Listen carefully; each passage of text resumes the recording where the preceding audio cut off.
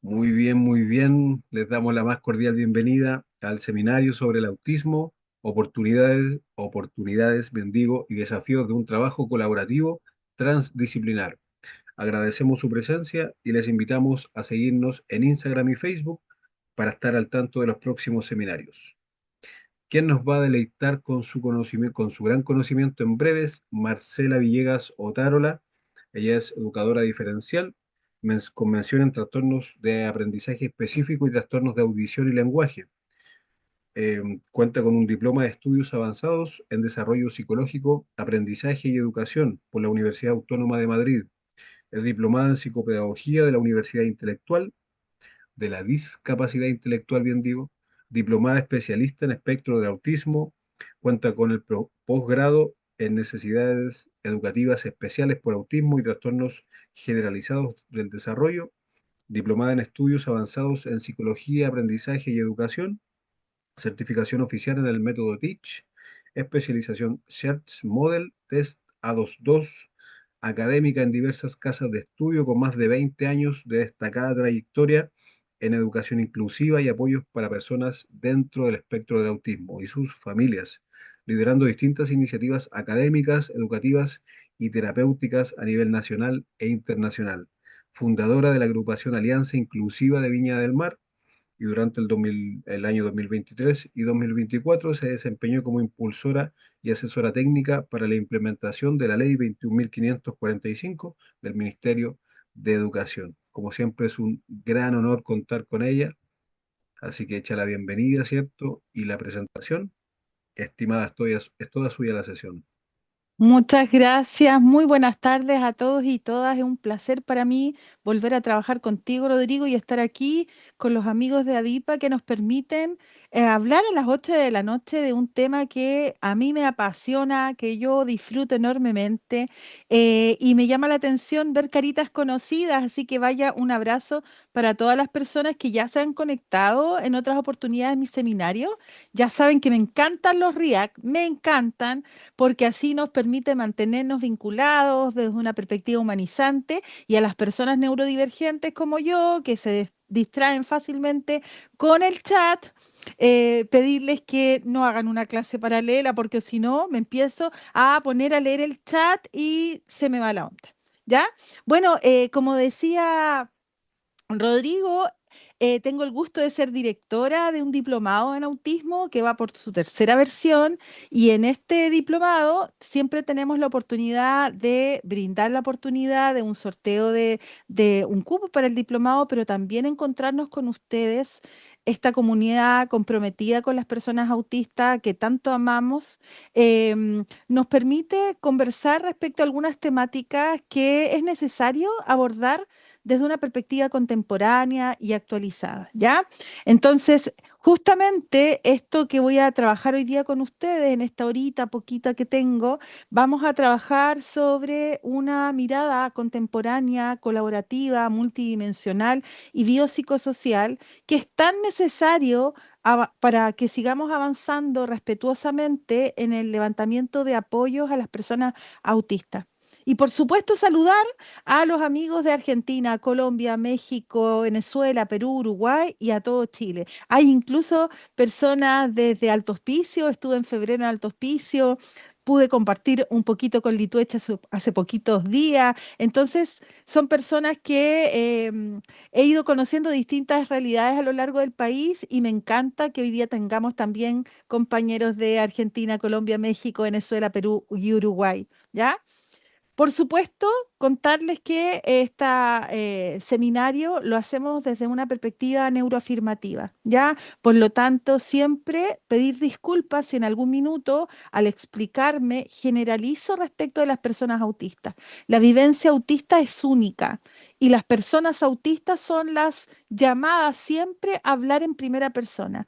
Y si yo hago una caracterización genérica, quisiera pedirles disculpas por eso porque no podemos generalizar las experiencias autistas, la identidad autista, sino que solo lo hacemos para poder explicarnos mejor. Pero que las personas autistas que hoy día nos acompañan, madres, padres, abuelos, tíos, hermanos de personas autistas, sepan que tengo mi profundo respeto por la comunidad autista y que solamente cumplo la labor de poder acompañar sobre todo a profesionales noveles que están empezando o aquellos docentes o asistentes de la educación que hoy día nos acompañan, que están con muchos dilemas en sus escuelas, ¿ya? Entonces, dicho esto, hola Vero, dicho todo esto, seguir invitándolas a prender las cámaras, a utilizar los React para poder compartir y guardar sus preguntitas para el final, para ver si nos da tiempo de responder unas preguntitas, porque yo trato de ser puntual con la hora, porque hay muchos que están súper ansiosos de tener su certificado. Entonces, como seguramente entre nosotros hay personas que son súper expertas en la temática y otros que están recién partiendo, y seguro hay alguna mamá, algún papá que está recibiendo en este momento el diagnóstico de un hijo o una hija dentro del espectro, siempre parto por explicar desde qué perspectiva vamos a hablar de autismo. Y acá no vamos a hablar de TEA. El TEA es solamente un diagnóstico clínico. El autismo es la condición que nos convoca, ¿ya? Para hablar de TEA hay mucha gente hablando de TEA. Y hablar de TEA a mí me resulta ocasionalmente un poco limitante, porque el diagnóstico en sí mismo no tiene mucha ciencia, ¿ya? Sino que lo importante y la complejidad está cuando tenemos que brindar apoyos. Entonces, por eso yo no me refiero a las personas como personas TEA, ni niños TEA, ni el mundo del TEA, poniendo claridad de que eso es un diagnóstico biomédico y que hoy día se llama TEA y que en 10 años más puede que se llame de otra manera. Pero sí el autismo, desde que fue descrito por allá por el 1900, hemos ido avanzando en la comprensión hasta llegar hoy día a una definición de que es una condición de naturaleza epigenética. ¿Qué quiere decir esto? Que las personas nacen siendo autistas porque hay una configuración del cerebro diferente y esa divergencia se le llama neurodivergencia. ¿Ya? ¿Y por qué tiene una configuración cerebral distinta? Porque la información contenida en la cadena de ADN, la cadena proteica, que configuran finalmente la forma en que se organiza el sistema nervioso central, es decir, cerebro, se configura con información que hace que el funcionamiento cerebral sea diferente en todo el ámbito de la vida.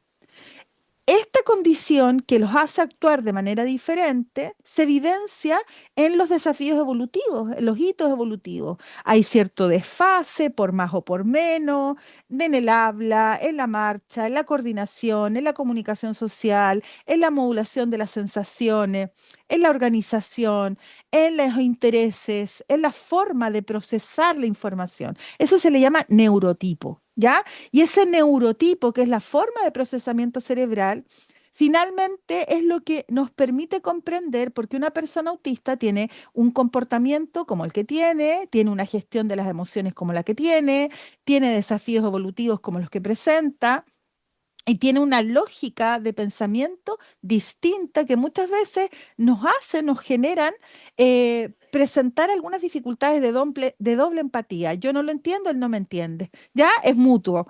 Entonces, cuando nosotros levantamos una mirada desde una perspectiva clínica, por supuesto que hay que reconocer y hay que visibilizar que hay signos clínicos que son observables y que han sido consensuados para saber de qué hablamos cuando hablamos de autismo. Pero eso es dinámico. Lo que hoy día es autismo desde una perspectiva biomédica, es decir, de criterios diagnósticos, no es la misma que había hace 16 años. ¿Ya?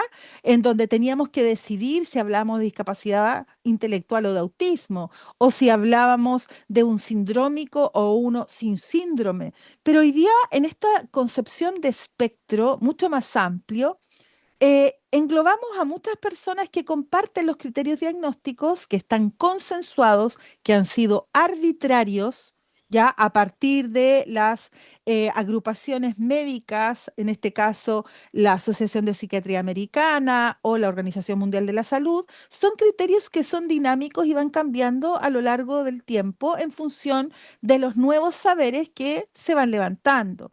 Por lo tanto, siempre es importante entender que los diagnósticos no representan la complejidad del mundo de una persona. Es decir, no hay un diagnóstico que pueda interpretar todas las características, todos los desafíos, todas las fortalezas que tiene una persona.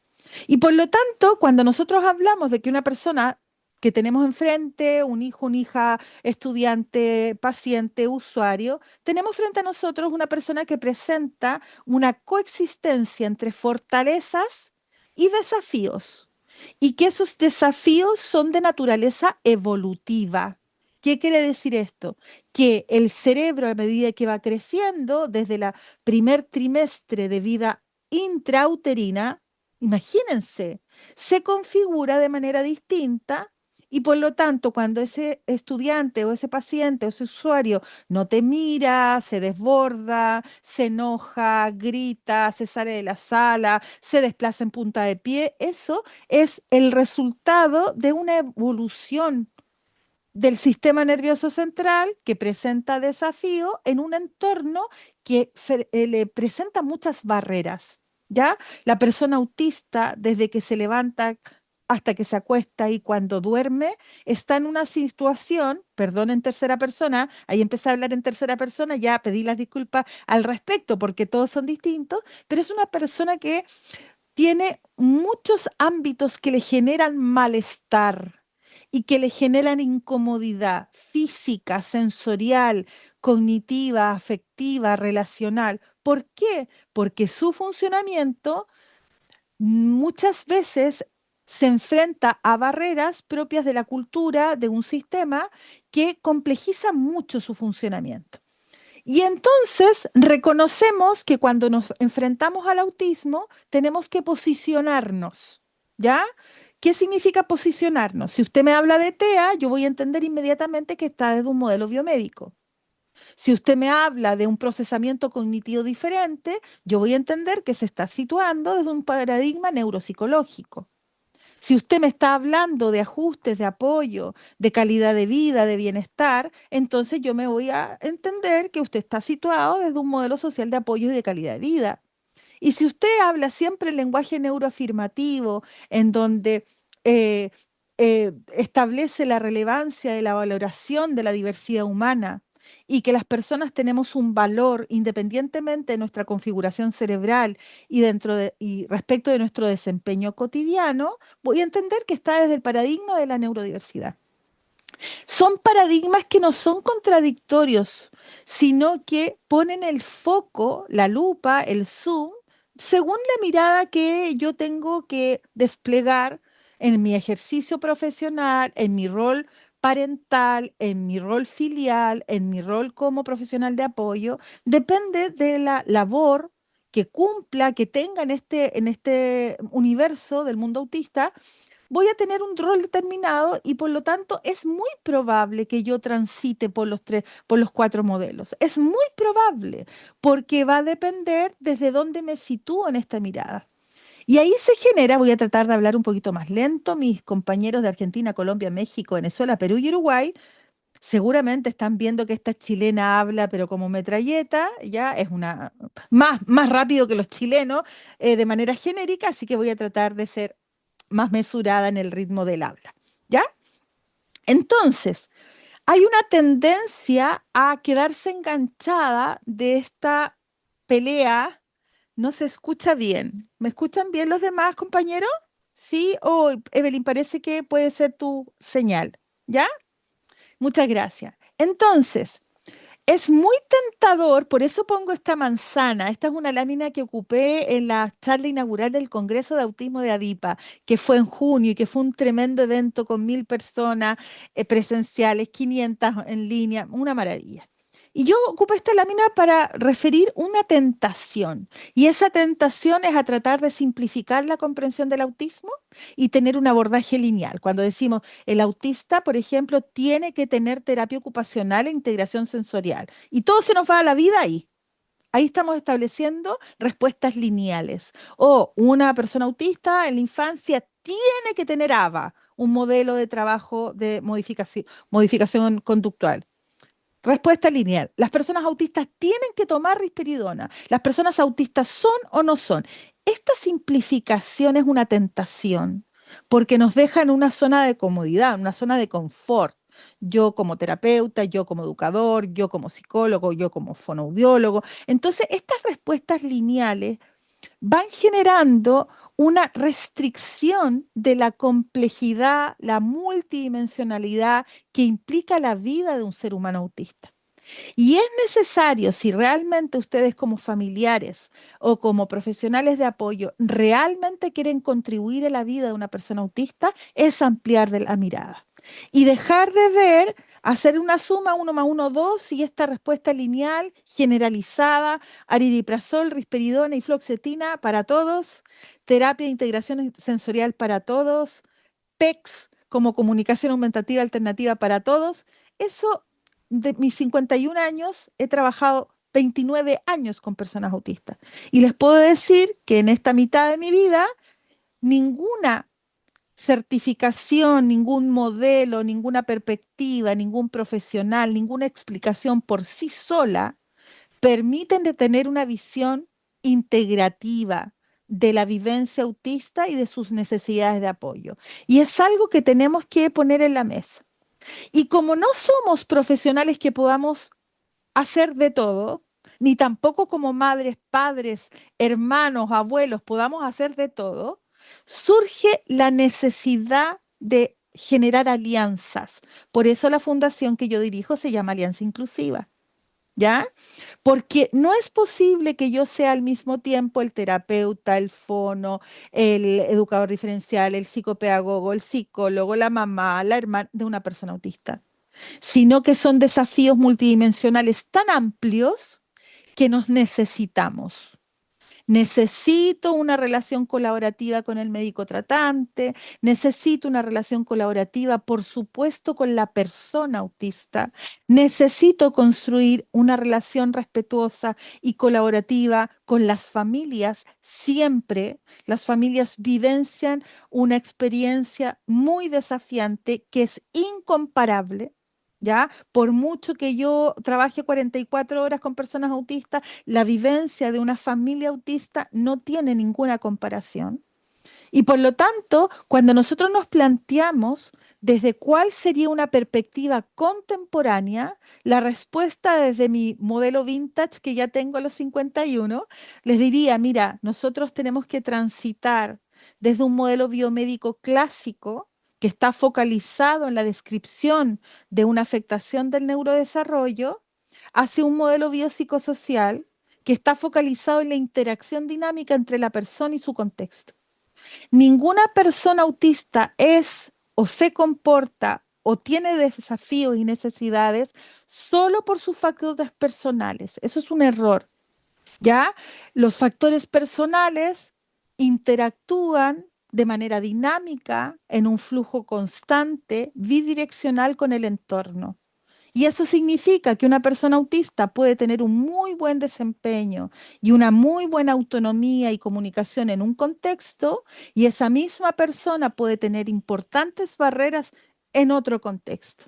Yo siempre doy el ejemplo del País Vasco, donde tuve la oportunidad de formarme también, y yo siempre digo, las personas autistas del País Vasco no son menos autistas que las personas que tenemos acá en Tiltil, en la región metropolitana, en la zona central de Chile, sino que los apoyos, la formación, las ayudas estatales, los servicios, el modelo de educación inclusiva, la detección oportuna, van configurando una trayectoria de vida que es más fluida, con menos impacto en el bienestar de la persona y su familia.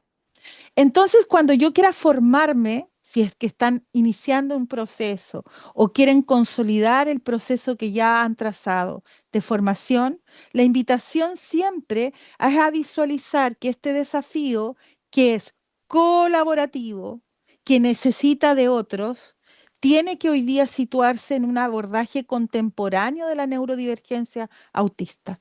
No es posible decir, no, yo tengo una visión contemporánea de los niños TEA, no caben en la misma frase. ¿Ya? O mira, yo entiendo perfectamente el paradigma de la neurodiversidad, pero este niño TEA debería ir a una escuela especial. Esas lógicas lineales, absolutas, restringidas, están perpetuando modelos en donde la persona autista pareciera tener la culpa de ser autista, por decirlo de alguna manera. Y aquí no se trata de culpa, se trata de variabilidad humana. y la variabilidad humana conlleva fortalezas y conlleva desafíos. Por ahí surgen algunas voces que dicen que este paradigma biopsicosocial o un paradigma más ecológico desde la mirada y la perspectiva de la neurodiversidad invisibiliza a aquellas personas autistas con mayores necesidades de apoyo. Y para mí eso es un error. Independientemente del nivel que tenga la persona autista, nivel uno, nivel 2, 3, necesidades de apoyo, lo importante es saber que siempre una persona va a evolucionar tanto por sus factores personales como por sus factores contextuales ecológicos, ¿ya? Y por eso es tan importante el trabajo colaborativo que hacemos entre los profesionales, con las familias y también en una escucha activa de la persona autista. Y por ejemplo, hoy día hablar de autismo desde una perspectiva contemporánea implica plantearse desde una comprensión biopsicosocial y ecológica del desarrollo humano. Las personas no tenemos una dificultad solamente por razones biológicas, sino que esas razones biológicas coexisten con posibilidades y oportunidades que se dan en el entorno que puede mitigar los desafíos evolutivos o puede agudizar los desafíos evolutivos. Si yo evolutivamente tengo restricciones o desafíos para mi predictibilidad y estoy en una escuela que es más rígida que mi autismo, lo más probable es que yo tenga una situación de malestar que se cronifique. Cuando yo responsabilizo al ser humano autista de evolucionar en todos los ámbitos, pero no hago ningún ajuste razonable al entorno, yo estoy agudizando las barreras y agudizando los escenarios que hacen muy difícil la vida autista. Y por otro lado, ¿se va entendiendo la lógica? ¿Se va entendiendo el relato? ¿Les va haciendo sentido? ¿Me estoy explicando bien? Muchas gracias a María Alejandra, a María Paz, que los tengo aquí, como me da la winchita, la almendra me contestó, ahí están apareciendo los RIAC. Es muy importante para mí hacerme entender, ya a veces no alcanzan las palabras a transmitir mi anhelo de que se entienda que lo que vive una persona autista no es solamente por su autismo, sino por dónde nació, en qué comuna, en qué país. En Latinoamérica, queridos, estamos al debe con nuestros niños y niñas autistas. Al debe absolutamente y seguimos pensando que tenemos que terapiarlos, que tenemos que intervenirlos. No quiere decir que yo esté invisibilizando los desafíos evolutivos por ningún motivo, pero es necesario tener un abordaje también evolutivo, integrativo del desarrollo de la persona. Es decir, entender el autismo desde una perspectiva hoy día psicopatológica no es, no tiene sentido, no es contemporáneo, está absolutamente atrasado conceptualmente. Muchas gracias, Luisa. Hoy día la mirada es evolutiva entendiendo que el autismo es la manifestación de un desarrollo evolutivo divergente. Divergente implica que constituye un grupo minoritario de las características o de la forma de funcionamiento humano. Guarde su pregunta, Marcia, para el final, guárdela muy bien para que nosotros podamos seguir adelante. Ya vamos a considerar que Marcia tenía una preguntita. Y posteriormente tenemos que revisar qué es lo que estamos entendiendo desde el paradigma de la neurodiversidad, que no implica solamente quedarnos en un lenguaje neuroafirmativo. Es decir, yo podría decir, mira, yo no voy a hablar de TEA, voy a hablar de autismo y les voy a hacer terapia. ¿Me voy explicando? Tengo que tener una consecuencia en mi relato y en mi concepción. Si yo hablo de autismo, estoy hablando de una condición evolutiva diversa. Y por lo tanto voy a entender que las brechas en torno a la zona de desarrollo real de esta persona y las metas educativas, las metas terapéuticas, las metas de autonomía, tienen que ajustarse de una manera pertinente y visualizar los apoyos que necesita la persona a lo largo de su vida. Nunca un paradigma de la neurodiversidad va a obviar los desafíos evolutivos. El no hablante es no hablante. No por un paradigma de neurodiversidad voy a invisibilizar que no es hablante, pero implica decir, por ejemplo, es no hablante hasta hoy y por lo tanto necesita un entorno que tenga un medio de comunicación aumentativo alternativo para que pueda mitigar las barreras que se generan en su comunicación. O si es hiperresponsivo auditivo, no necesariamente tiene que usar canceladores de ruido. La pregunta sería, ¿por qué en nuestras salas de clase los decibeles son superiores a los 50 o 60 decibeles, que son los decibeles naturales que generan bienestar y no generan afectación de la salud mental? Si yo no alcanzo a estar en aula 90 minutos, la pregunta no es qué hago para que aguante los 90 minutos o se tiene que adaptar a los 90 minutos. La pregunta sería si el primer bloque de la mañana es pertinente de 90 minutos para niños y niñas en formación que presentan neurodivergencia, o no sería prudente tener desplazamientos activos con todo el grupo para que fuera posible aguantar un bloque de 90 minutos que tiene solamente 15 minutos posteriores de desplazamiento en un recreo que no está dirigido, donde hay un ocio absolutamente abandonado. Entonces, ahí implica revisar el cómo nosotros rediseñamos la perspectiva respecto de nuestros niños y niñas, adolescentes y adultos autistas en función de esta relación dialógica entre entorno y persona. Y desde un modelo más contemporáneo aún, lo importante no es el diagnóstico en sí mismo, no porque no sea importante, pero no es lo único importante. No es necesario saber si es nivel uno, nivel 2 y nivel 3 para diseñar un plan de apoyos. Eso es una fantasía, ¿ya? Cuando me dicen, mira, es que necesito que de nuevo lo vea el neurólogo, porque el neurólogo no me dijo que hiciera nivel 2 o nivel 3, nivel 4, nivel 5, nivel 7. Mira, la verdad es que el diseño de apoyos desde un modelo social se levanta en función de las necesidades de la persona y las barreras del contexto. Esto contemporáneo no es tanto, ¿ya? Porque esta mirada es del 2001 y está dentro del marco de clasificación internacional del funcionamiento, CIF.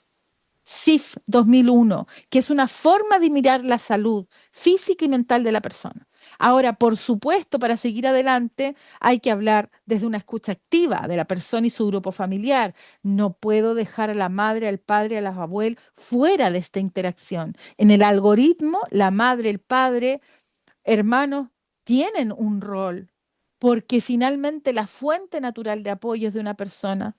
¿Qué le decimos a nuestros hijos? Pase lo que pase, siempre va a estar la mamá. Porque eso es real.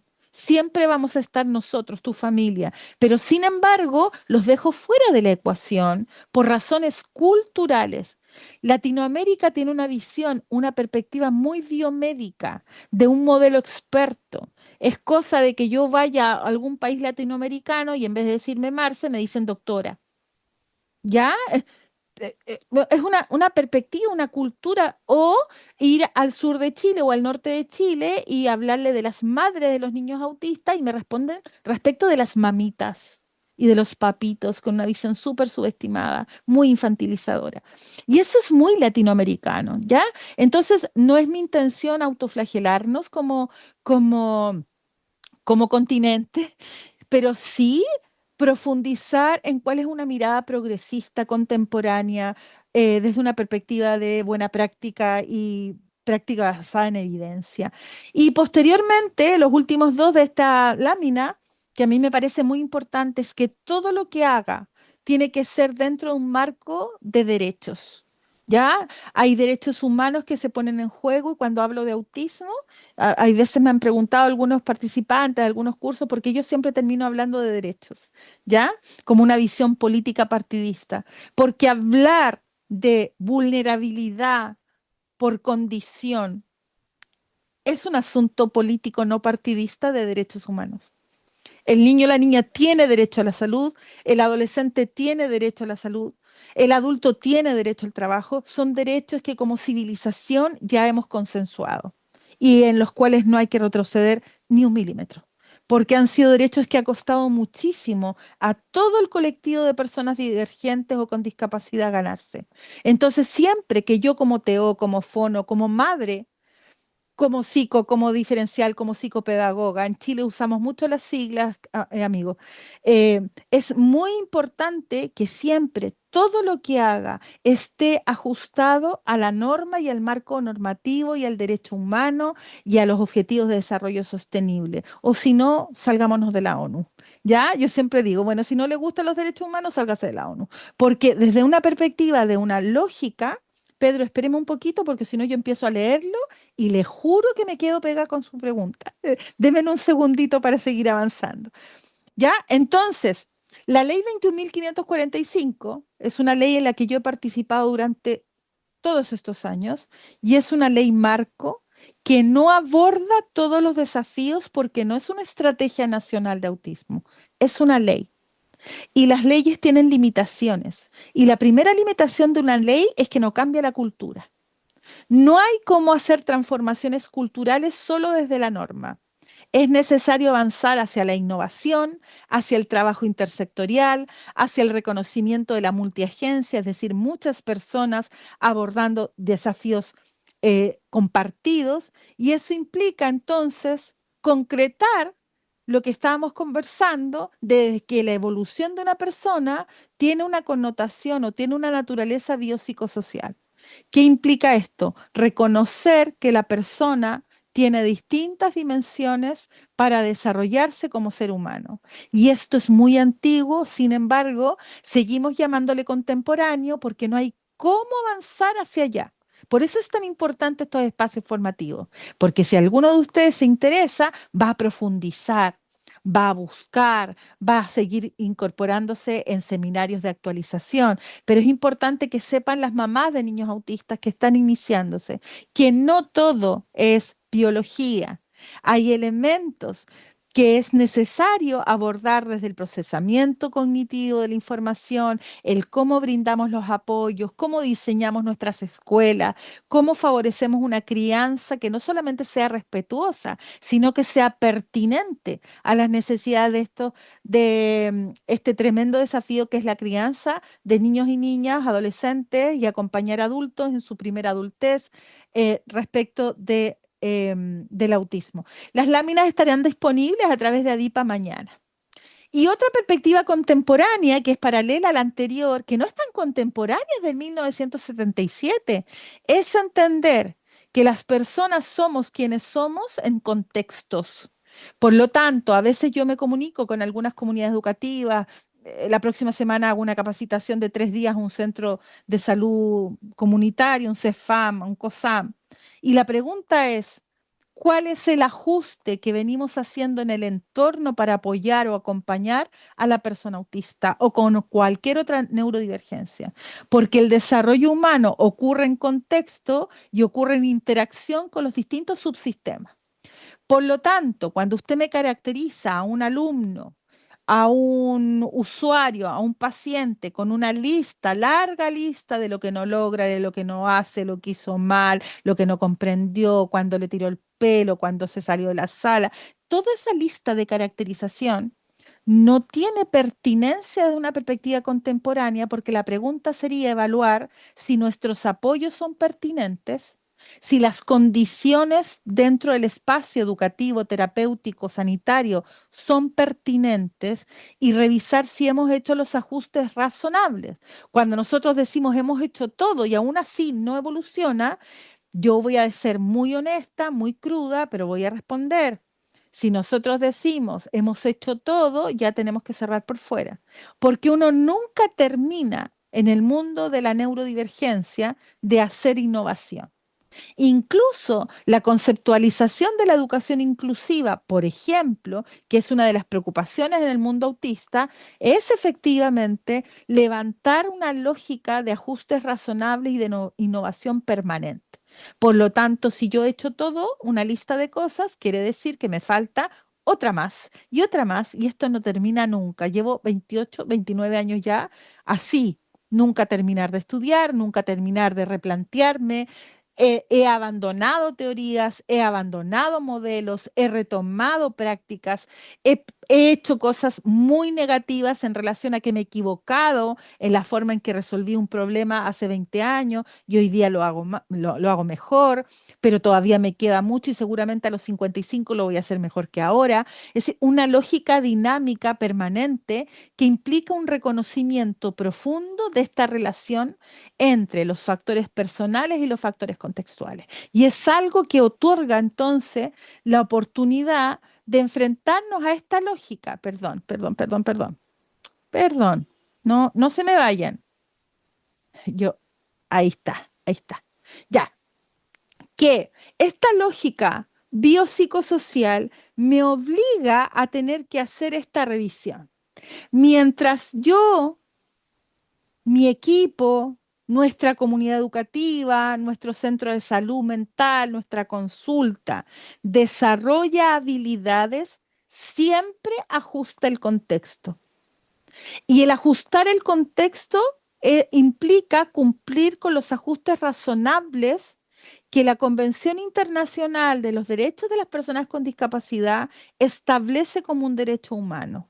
Vivir en contextos saludables, seguros, respetuosos de la neurodiversidad. No habla de la neurodiversidad, habla de la biodiversidad como derecho humano. ¿Ya? Y por lo tanto, si nosotros tenemos un niño que no evoluciona, porque no, porque tiene habilidades pendientes, como le digo yo, ¿ya? Tiene habilidades pendientes, así como uno tiene cosas que resolver y siempre tiene pendientes en la vida, el desarrollo evolutivo también tiene sus pendientes. Fíjate que como pendiente está el usar el lenguaje de manera efectiva, como pendiente está gestionar las emociones de una manera saludable, como pendiente está usar las manos de manera coordinada, saber solicitar ayuda, permanecer en... Son mis pendientes. Yo siempre digo, es que este niño, esta niña tiene pendientes y esos pendientes no significa que nosotros estemos invisibilizando que hay que trabajarlo, pero lo trabajamos de manera paralela hasta que en un debido proceso ajustamos razonablemente el contexto y la demanda. ¿Qué significa ajustar la demanda? A una persona que presenta un trastorno motor que le impide subir escaleras, yo no la demando a subir la escalera.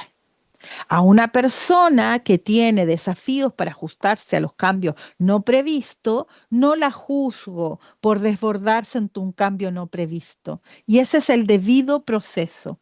Eso es justicia. Y la justicia educativa es algo que en Latinoamérica tenemos que seguir fortaleciendo porque los niveles de inequidad que tenemos en nuestros países vecinos es vergonzosa.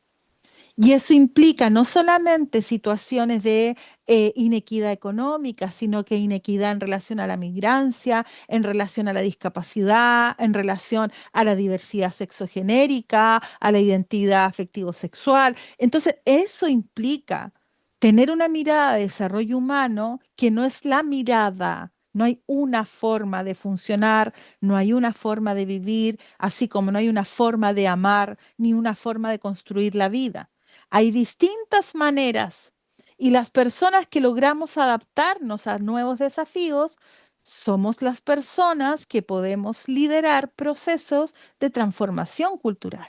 Y todos estamos llamados a liderar esos procesos, no solamente los profesionales, también las familias estamos llamadas a liderar procesos de transformación cultural dentro de nuestros propios sistemas familiares.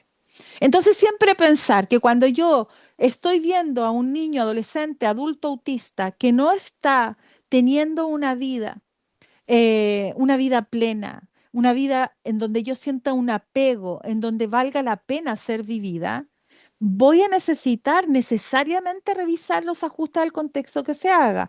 O si no, ¿por qué tantas personas autistas tienen afectación de salud mental? ¿Por qué tantos adolescentes autistas tienen ideación suicida automática? ¿Por qué tantas personas autistas tienen autolesiones? Si yo me lo trato de explicar solo por factores personales, sería responsabilizar solo a la persona de ese malestar. Y ese malestar se genera en la interacción dinámica entre la persona y su entorno, considerando que estos son algunos de los desafíos evolutivos que tienen las personas dentro del espectro y que nosotros tenemos que, de manera colaborativa, docentes con docentes, terapeutas con terapeutas y también docentes con terapeutas y también docentes con familias y también la sociedad civil.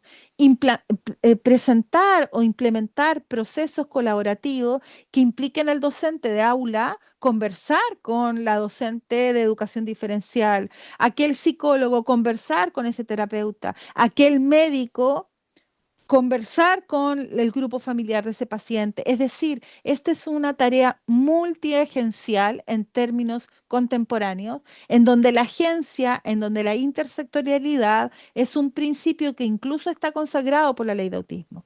Entonces, algunos de los desafíos que tengo que abordar, la gestión de las emociones, es un ámbito de mucha preocupación hoy día dentro de los ámbitos educativos y en el ámbito sanitario por la grave vulnerabilidad en salud física y mental que tienen las personas autistas.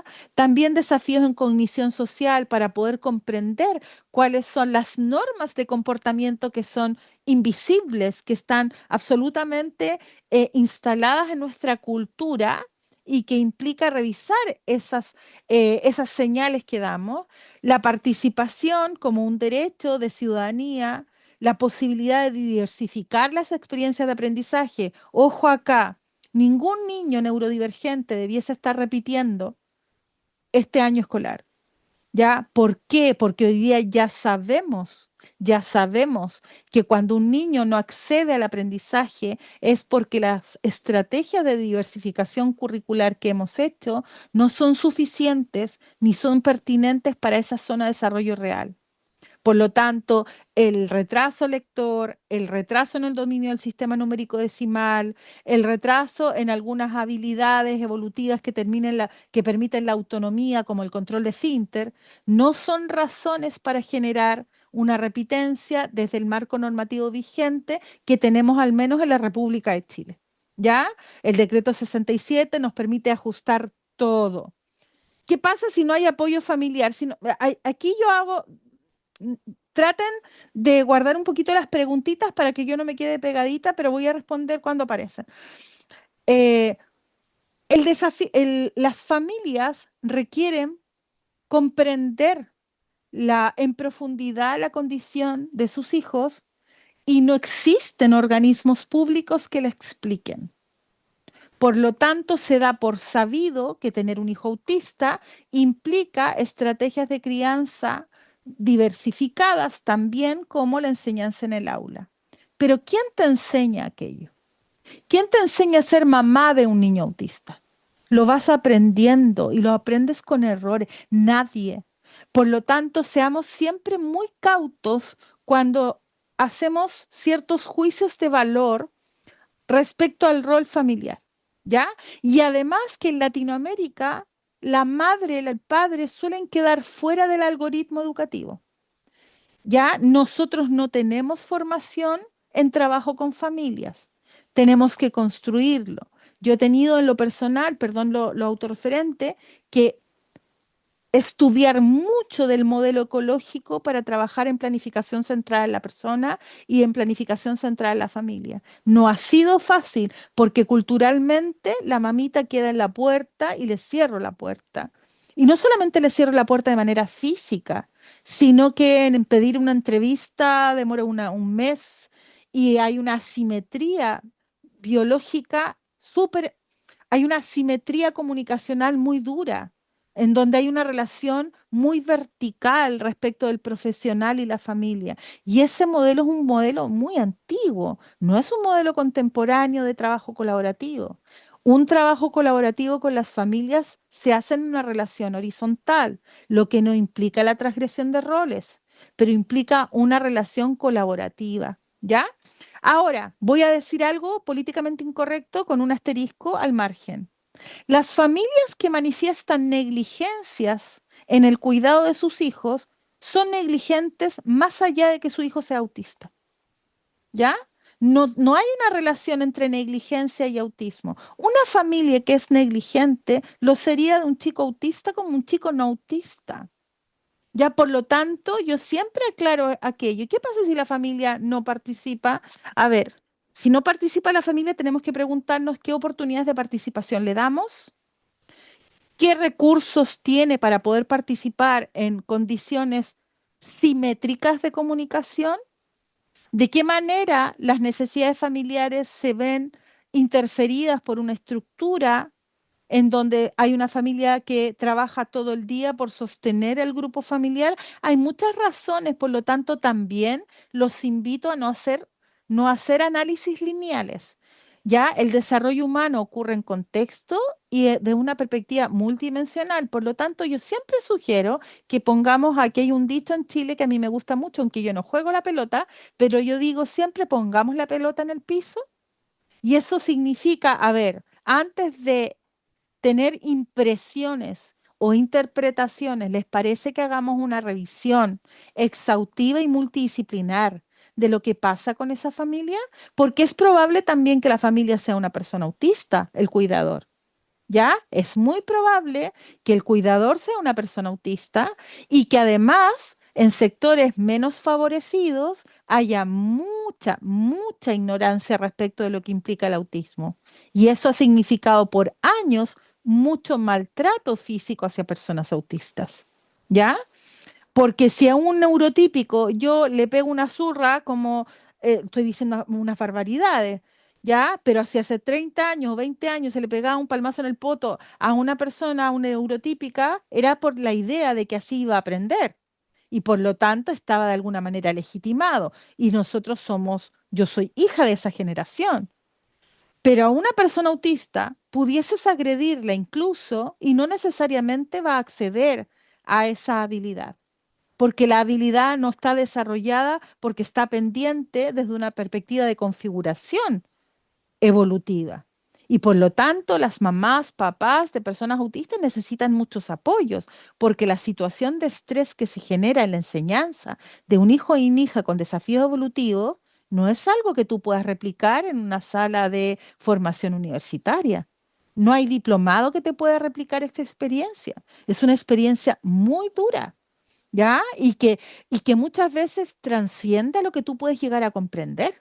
Entonces, siempre digo, mira, pongamos la pelota en el piso, humanicemos este tema y la humanización de este tema significa también plantearse que necesitamos de un trabajo colaborativo y transdisciplinar, porque si a mí se me pasa esto, por ejemplo, soy docente de un cuarto básico o soy docente de un tercero medio donde hay muchos chicos autistas y no tengo formación porque en Latinoamérica no hay formación en pregrado respecto del autismo, hay formación de postítulo, por lo tanto depende de los intereses personales de cada docente. Y eso significa que un docente de una asignatura del tercero medio no necesariamente va a comprender y va a tener una lógica muy lineal para poder explicarse el comportamiento de esta persona autista en mi sala. Y ahí necesitamos los programas de integración escolar, los profesionales externos, las familias que han avanzado. ¿Ya? Entonces, desde esta perspectiva es importante tener una mirada multidimensional de todos los eventos que van ocurriendo para poder tener una perspectiva ecológica muy territorial, muy situada, que nos permita hacer análisis, por ejemplo, un análisis funcional de la conducta. A ver, ¿cuál es la función de esa conducta tan desregulada? ¿Cuál es esa función de esa conducta socialmente inapropiada? Porque la conducta humana siempre tiene una función comunicativa, por muy errática que sea, por muy distinta que sea. Y eso está, pero ultra, ultra, ultra em, documentado ya al principio de todo, al principio uno, el axioma de la comunicación humana, toda la conducta comunica. ¿Ya? Entonces, tenemos que pensar que en el diagnóstico clínico necesitamos a otros. El diagnóstico clínico en buenas prácticas. Me estoy distrayendo, denme un segundito, ¿ya? Porque me pongo a leer el chat.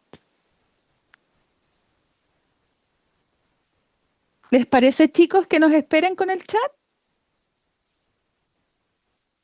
Muchas gracias. Entonces, el diagnóstico clínico muchas gracias, se los agradezco mucho. Necesitamos de la buena práctica, no basta con una 2-2. Por favor, erradiquen esa idea. Latinoamérica fue los mejores compradores del TESA 2-2 del mundo mundial. Gracias, Vero. Es súper importante que entendamos que la 2.2 es un recurso que se pone a disposición de un procedimiento diagnóstico multidimensional e integral.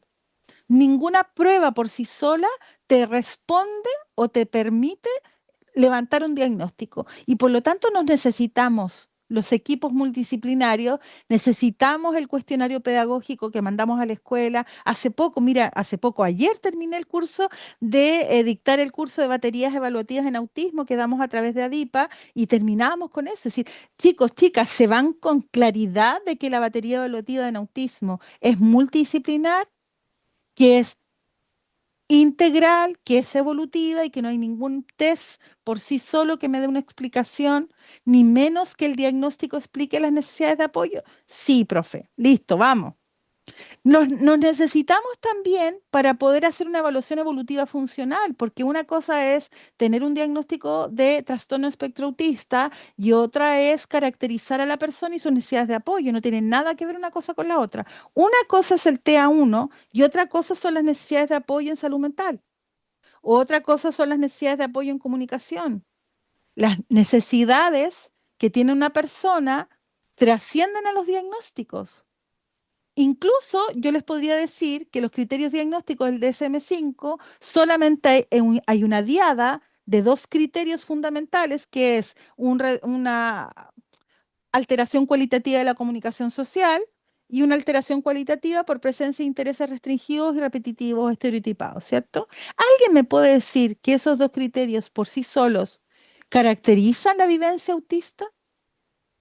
¿Solamente esos dos criterios me explican todo lo que pasa con una persona autista en un espacio educativo, en un espacio laboral o un espacio sanitario? Jamás, ¿cierto, Caroline? Nunca, jamás imposible.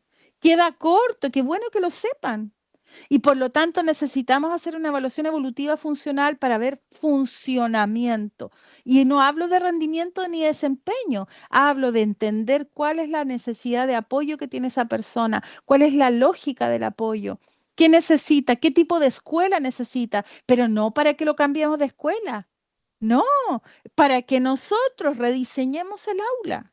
Los tiempos, las prioridades curriculares, la estrategia didáctica, el estilo relacional, el volumen de voz de los compañeros, la naturaleza del recreo. Y claro, en Latinoamérica tenemos unas condiciones estructurales muy negativas porque hay falta de recursos para la educación pública, ¿ya? Y por lo tanto, nuevamente nuestros niños y niñas tienen una triple capa de...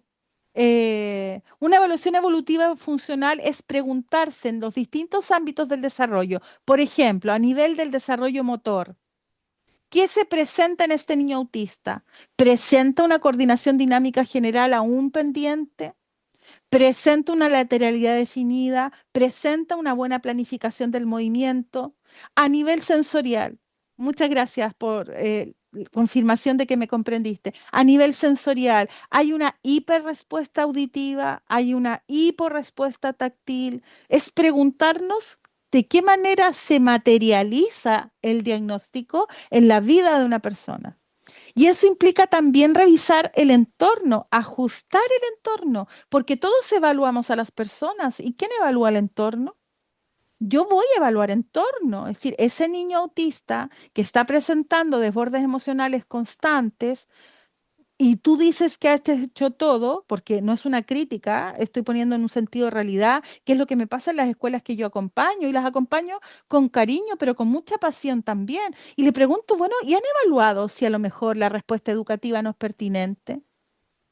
Si las condiciones en que estamos desarrollando estamos desplegando el proyecto curricular de la escuela, es un proyecto que no es pertinente para los aprendices del segundo básico, o que no es el técnico profesional del tercero medio en la comuna de Alto Hospicio, en Iquique. Un abrazo para Alto Hospicio, chicos. Sé que lo han pasado muy mal, un cariñoso saludo. Nos preguntamos, a lo mejor los liceos técnicos profesionales de alto hospicio no están considerando que están atendiendo población autista y seguimos con las mismas especialidades que son inviables para el mundo autista.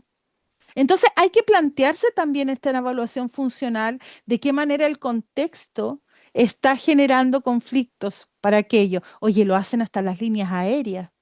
Mira, ¿sabes que no es prudente que haga una fila de 2 horas este niño? ¿Por qué? Porque es autista.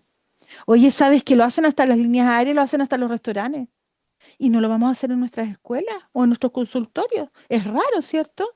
Yo voy a una tienda en un mall y dice, sala de la calma de la neurodivergencia, y voy a una escuela y es una locura. Entonces, ¿cómo en un mall están considerando una sala de la calma donde puedes tú bajar los niveles de decibeles, poder estar en un espacio saludable, poder regularte, gestionar tus emociones, pero sin embargo hay un niño autista que anda dando vuelta en el patio sin un juego, sin ni una cosa para trepar, sin una pelota? Ya, entonces aquí tenemos unas condiciones estructurales que yo no hago una crítica descarnada solamente para flagelarnos, sino que para invitarlas a ustedes a liderar procesos de innovación y transformación, que implica un trabajo colaborativo. Ninguno de nosotros, yo en lo personal, no puedo generar movimientos de innovación por sí sola, ¿ya? Nadie. Por eso tuvimos que marchar tantos años por una ley de autismo. Que sea como sea, quedando al pendiente con muchos ámbitos, fue la puerta de entrada a regular cosas que no estaban reguladas. A tener hoy día en Chile planes de acompañamiento emocional y conductual que son un regalo para el país. ¿Ya? Y por lo tanto hay que poner la pelota en el piso. Nos queda todo. Hoy día la comunidad autista está trabajando por una estrategia nacional de autismo. Ahora no basta con publicarla porque sé que algunos países latinoamericanos la han publicado, pero sin recursos. ¿Ya? Es decir, las estrategias nacionales, eh, las estrategias nacionales de autismo implican también revisar lo que estamos haciendo en el sector público, porque eso no puede depender del bolsillo de las familias, ¿ya? Sino que hay un derecho que hay que resguardar. Bueno, a mí cuando yo hablo de estos temas, a veces me dicen que soy muy idealista. Yo digo que lo más materialista del mundo es apelar por los derechos de nuestros niños y niñas autistas. No tiene nada de idealismo, ¿ya? Son respuestas materiales. Materialmente necesito formar a los profesores. Materialmente necesitamos un trabajo colaborativo. Materialmente necesitamos espacios saludables para que los docentes puedan desplegar su rol profesional en condiciones mínimas de salud mental. Y eso es algo material, no le veo nada de idealismo, pero lo digo por si acaso. Y necesitamos hacer una respuesta educativa diversificada, ¿ya? Necesitamos una derivación para detección oportuna y, por supuesto, necesitamos un acompañamiento familiar. Y para terminar,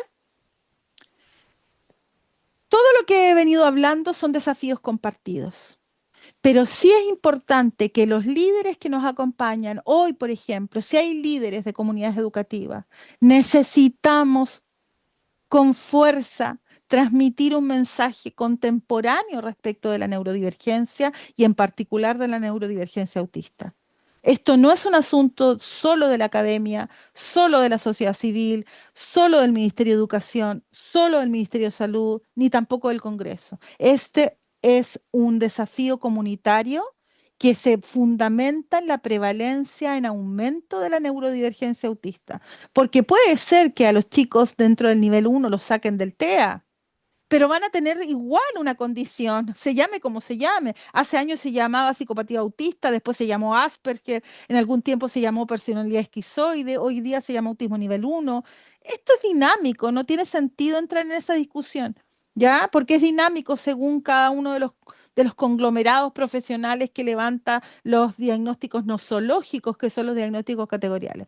Pero necesitamos saber que para un cambio de nuestro COSAM, de nuestros CEFAM, que son chicos de Latinoamérica, son los centros de salud pública que tenemos en el país, así como los programas de integración, así como la biblioteca pública, así como el registro civil que conversaba recientemente, así como el supermercado. Tenemos que asumir que el 20% de la población mundial presenta una condición de potencial discapacidad con o sin neurodivergencia, pero es algo que va en aumento.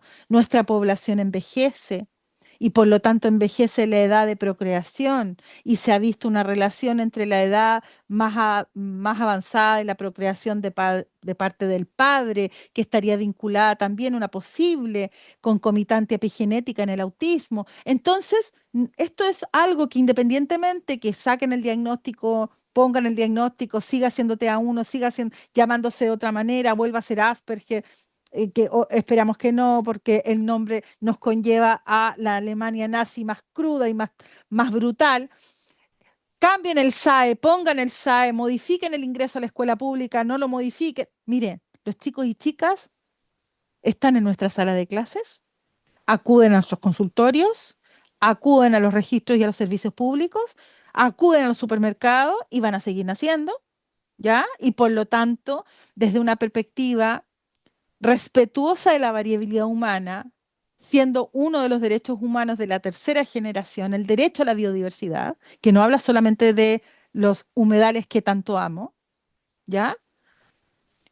No habla solamente de los humedales que tanto amo, la biodiversidad, habla de que todos somos biológicamente diferentes y eso no significa por ningún motivo el mitigar o el invisibilizar los desafíos y las habilidades pendientes, sino que es necesario transformar desde la cohesión social, desde la innovación profesional, de la transformación cultural, y eso implica líderes en sus distintos espacios, incluso en el liderazgo familiar que puede haber una madre, un padre, una abuela, un tío que lidera los procesos de apoyo a los hijos y sus hijas autistas, fortalecerlos para generar, ya no voy a decir un Chile, voy a decir una Latinoamérica más amorosa, neuroamigable, inclusiva y garante de los derechos de todas y todos, independientemente de la configuración genética y cerebral que yo tenga.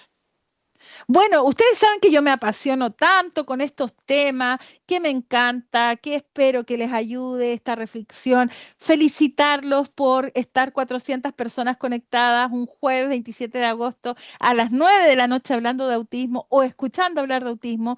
Para mí es un privilegio, eternamente agradecida de la cobertura que me da DIPA para poder transmitir una convicción que es profunda y que ya tiene 29 años de ejercicio profesional. Aquí batallando con el sistema y batallando con una cultura muy compleja en el nivel latinoamericano.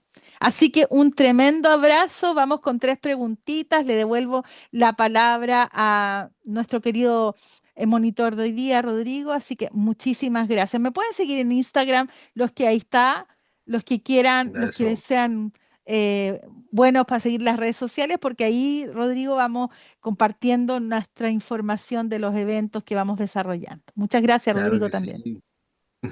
A usted, querida, ahí estoy leyendo el chat, están llegando los agradecimientos. Démosle y brindémosle aplausos virtuales, ¿cierto? Y regalémosle corazoncitos digitales también a la profesora. Eso, ahí están, pero llegando todos. Muchas Así que pues, gracias, me encantan.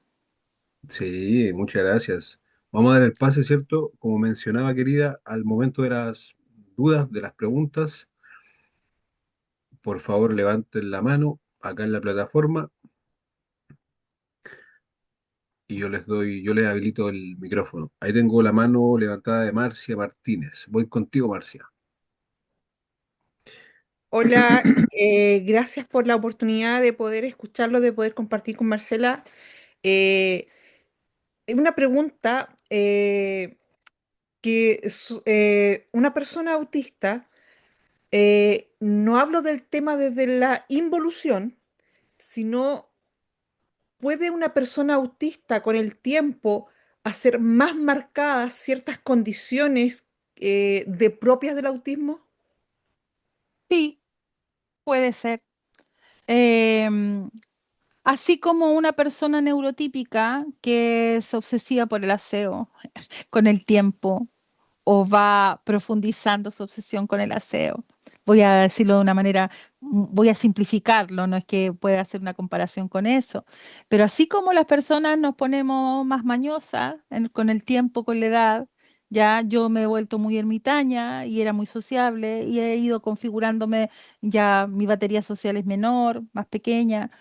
Entonces las personas autistas también vienen esos procesos. Ahora, eh, triste es cuando ocurre por falta de apoyo, Marcia. Ya creo que eso nos debiese preocupar. Cuando esto ocurre por falta de apoyo, se cronifican comportamientos que son poco apropiados para comunicar. Por ejemplo, si un niño se pega en su cabecita para comunicar malestar y yo nunca le enseño que hay otras formas de comunicar malestar, a pesar de que sea no hablante, a través de un medio de comunicación aumentativa alternativa, una lengua de señas chilena, un gesto natural, y le vamos compartiendo con la persona distintas formas y alternativas de convivir. ¿Se pueden cronificar? Sí, efectivamente se pueden cronificar. Y también la ansiedad, por ejemplo, un niño que las personas autistas son esencialmente ansiosos, miedo a la incertidumbre, ¿ya? Y esa ansiedad, cuando el entorno no se ajusta y permanece por mucho tiempo y el entorno no es predecible, cuando llego a la adolescencia, eso sí se puede transformar en un trastorno ansioso. Aquello que fue una característica de funcionamiento, a mi chiquitito es ansioso, después puede ser una condición de afectación de salud mental. Entonces, por eso es tan importante la detección oportuna. Ya no se habla de detección temprana porque nunca es tan temprano, es oportuno, es cuando se tiene que dar, ¿cierto? Entonces, Marcia, efectivamente, una persona, incluso si nos ponemos más biomédicos, nivel uno, 2 y 3, las personas también pueden transitar. Ya, por ejemplo, una persona autista nivel uno que tiene muy pocos apoyos, pero en relación a un evento traumático, eh, entra en un estado de depresión, puede cronificar y puede aumentar sus necesidades de apoyo en el ámbito de la comunicación social, sí, y puede presentar una mayor tendencia a la invariancia, sí. Por eso creo que hay cosas que los profesionales nunca pueden hacer, que es ser familia. No sé si me estoy explicando bien.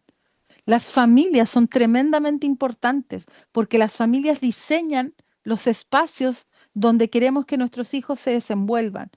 Y siempre digo que hay que llegar a un equilibrio entre una justa demanda, pero también una comprensión respetuosa y sensible. Y ese equilibrio es muy difícil de lograr, porque uno a veces es muy rígida y es muy exigente porque tengo mucho miedo de su futuro, pero el presente lo paso como a las pelotas porque lo reto todo el día y lo corrijo todo el día. Y ese niño lo pasa muy mal porque es todo el día corregido y todo el día se caracteriza permanentemente sus fallas y no sus fortalezas. Y es muy difícil como mamá llegar a un equilibrio que te permita decir, mira, yo diseño un contexto para que sea justo con este niño o esta niña, pero implica también un desafío y una demanda porque tengo que exigirle, como a cualquier ser humano, para alcanzar su máximo potencial.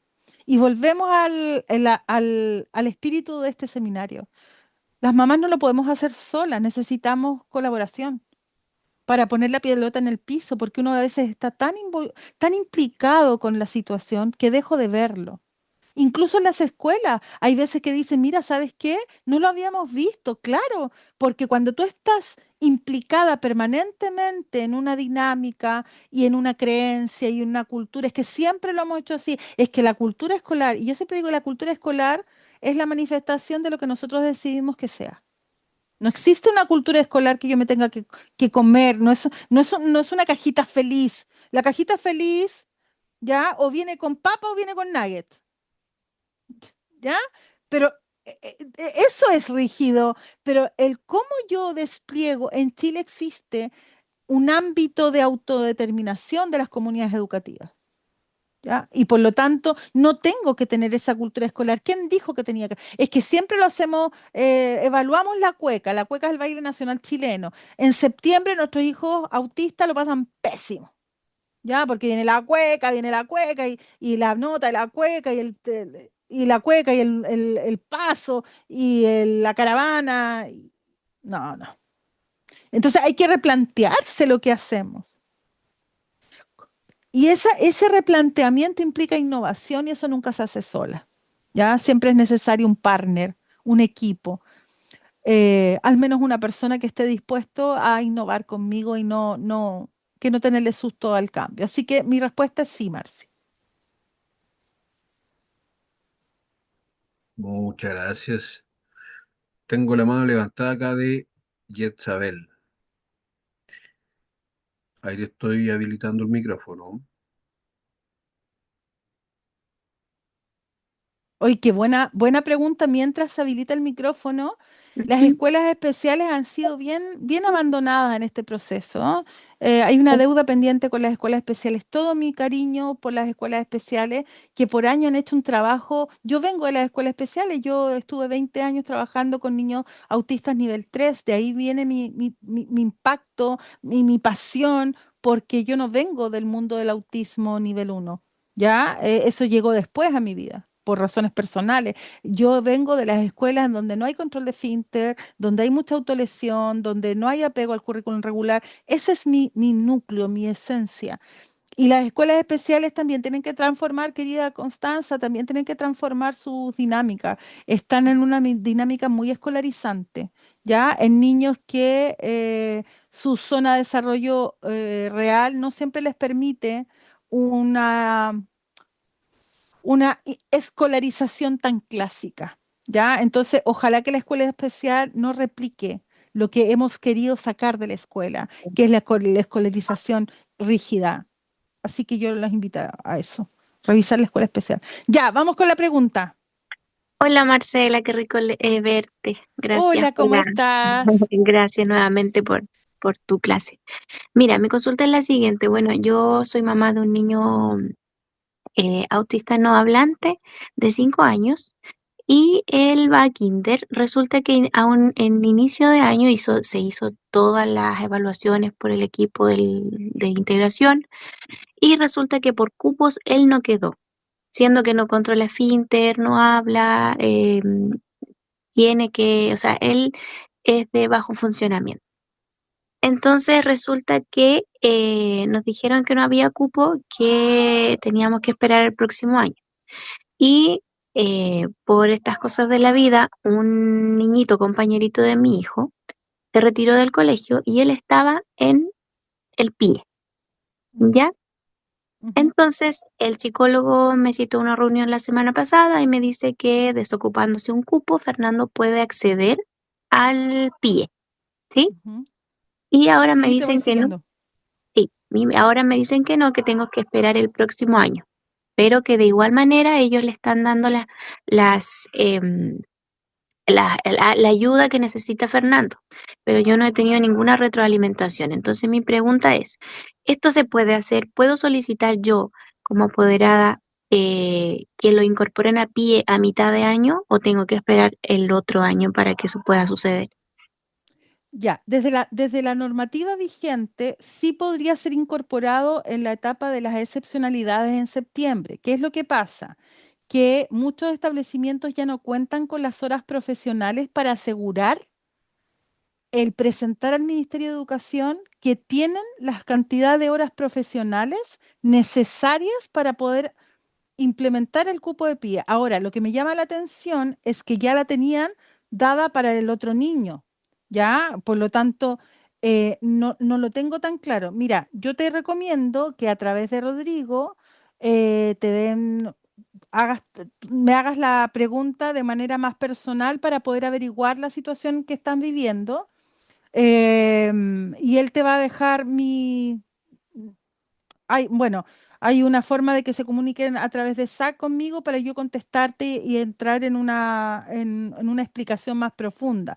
Ahora, lo que te dicen de que igual le tienen que dar los apoyos, eso es cierto. Lo que no estoy entendiendo es por qué si ya tenían arriba de plataforma una cantidad de horas, ahora no se puedan reorientar para tu hijo. Debe haber alguna razón que es más bien administrativa, porque técnica no es, ¿ya? Por eso es importante, a lo mejor te puedo ayudar, pero de una manera más directa, y le voy a dejar a Rodrigo que te dé mi correo. O me mandas un Instagram también, porque está Marce Villegas Otárola, me mandas un Instagram y me haces la consulta y yo te lo averiguo. Muy bien, gracias, profesora. Vamos con la última consulta de Vero, ¿me parece? ¿Vale? Buenas tardes, maestra Marcela. Hola, ¿cómo estás? Un gusto. Bien, bien. Buenas tardes a los compañeros que nos escuchan por acá. Acá Ujú, estamos en México. Nosotros trabajamos, bueno, yo soy docente y trabajamos con la nueva escuela mexicana. Ajá. En la nueva mm, escuela mexicana ya incluyen a los niños con barreras, ¿no? Con Ajá, ajá, TDA, con autismo y todas las funciones que pueda tener sí, algún niño diferentes, se aceptan en todas las escuelas, tanto de gobierno como públicas. ajá, Pero mi duda es esta. Si yo tengo un alumno que entra a quinto de primaria, tiene 11 años de edad ya, y desde primero de primaria que entró a la escuela hasta ahorita que va a entrar a quinto, no habla, no ajá, tiene lengua alguna, o sea, ni su nombre, ya, pero yo como su docente, ¿cómo puedo rediseñar el aula para que él pueda aprender, por lo menos, a comunicarse verbalmente, ¿no? Yo lo tuve cuando estaba en segundo, trabajé con él con fichas, se las di a su mamá y este año otra vez en quinto nos volvemos a encontrar. ujú, Ajá.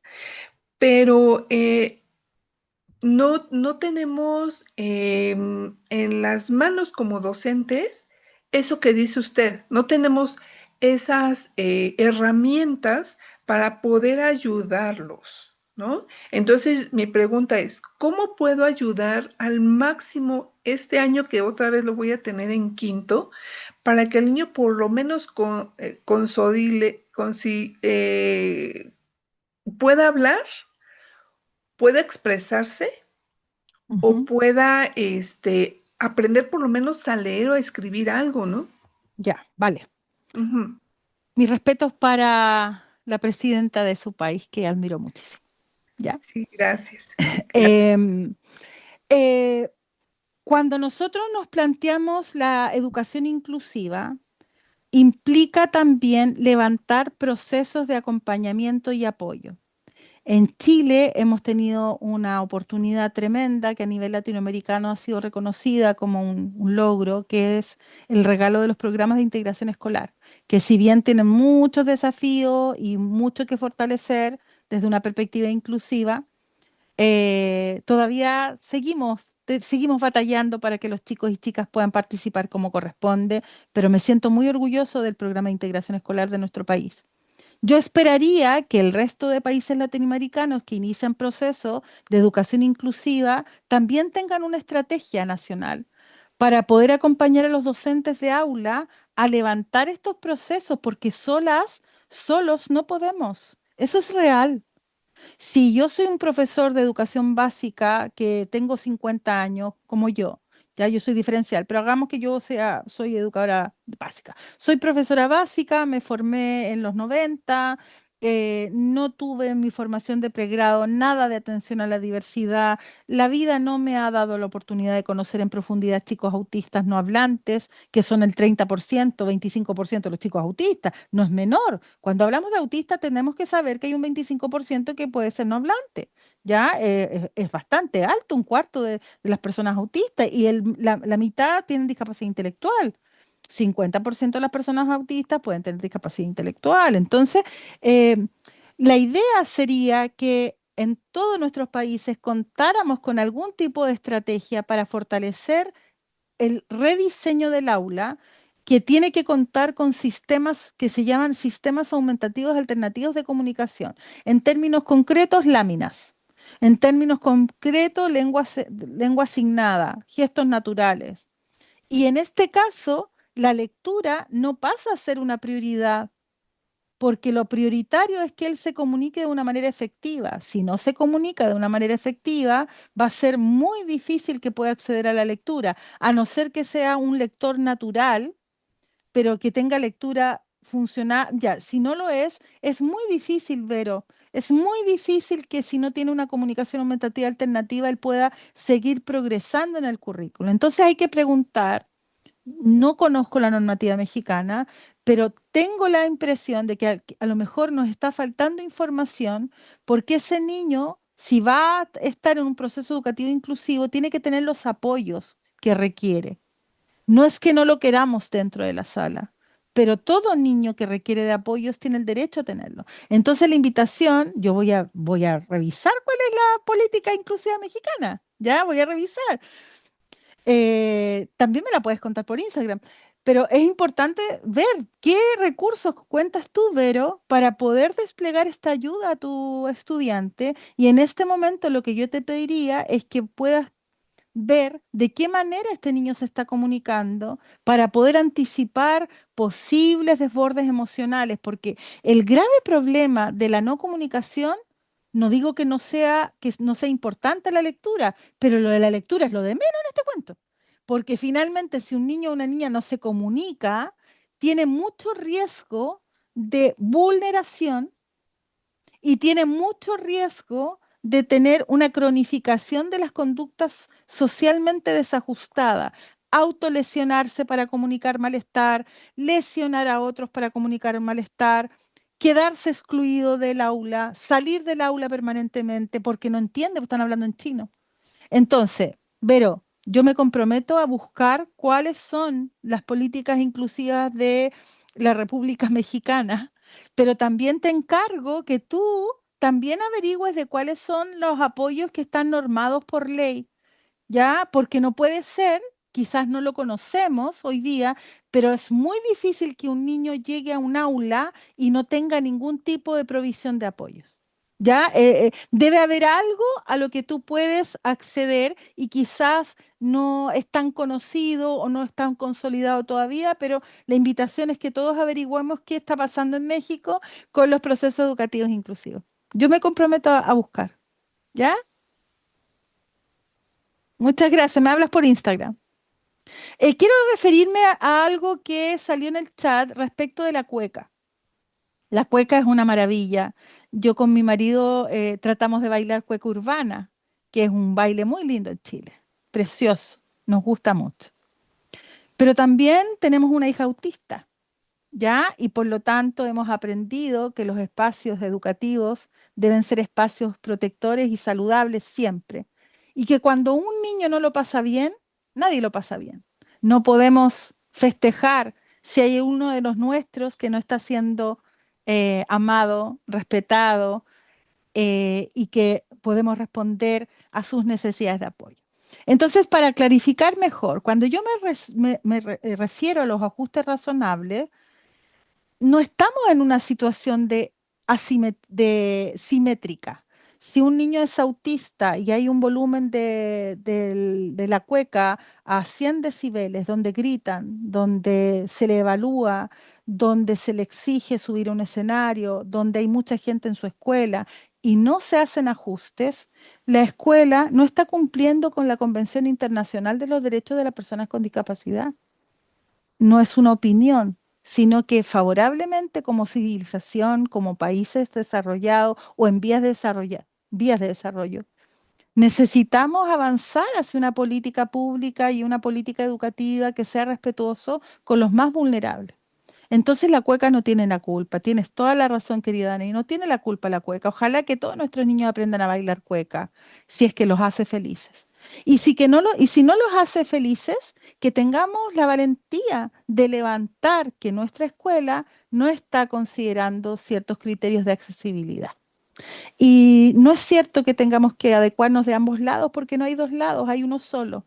Cuando hablamos de las infancias, seguramente todos estamos del mismo lado, que es la protección del bienestar infantil, que es la protección de los derechos de la infancia. Entonces, la invitación es a todos quienes tienen una visión de equiparar la cancha. Equiparar significa justos procesos. Y esos justos procesos implican el rediseño de nuestras comunidades educativas. Y esa es la inclusión. Hacia eso apuntamos. Así que muchísimas gracias. Ya, queridos, estoy lista. Ha sido un tremendo placer. Siéntanse orgullosos de haber estado acá, porque le dieron a su vida una hora de hablar de autismo. Y eso es un regalo para todos. Muchas gracias. Muchas gracias a usted, querida, por todo el Un abrazo, conocimiento que nos acaba Rodrigo. de entregar. Que estés muy bien. Bendiciones.